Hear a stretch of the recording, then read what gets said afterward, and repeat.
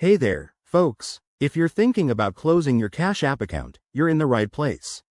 Maybe you're switching to another service, tightening up your finances, or just decluttering your digital life.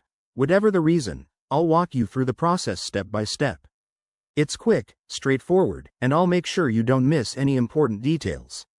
Let's dive in. First things first, make sure you're ready to say goodbye. Before you close your account, double check that your balance is zero. Cash App won't let you close it if there's money in there, so transfer any funds to your linked bank account or withdraw them. This is crucial because once you close the account, you might not be able to access those funds easily. Okay, let's get started.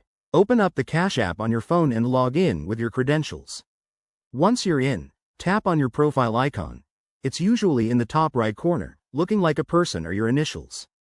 From there, scroll down and look for the Support or Account section.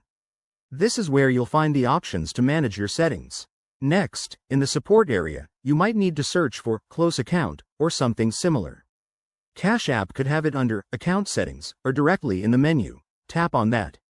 When you find it, you'll be prompted to confirm your decision.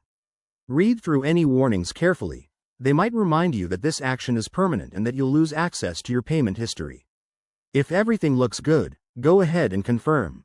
You may have to verify your identity or enter a code sent to your phone for security reasons. Once that's done, your account should be closed. But hey, if you run into any issues, Cash App has a help center or customer support you can reach out to. Don't hesitate to use it. Wrapping this up, closing your Cash App account is a simple way to take control of your finances, but remember, it's final, so only do it if you're sure. If you ever need to start fresh, you can always create a new one later. Thanks for watching, and if you found this helpful, give it a like and subscribe for more tech tips and tutorials.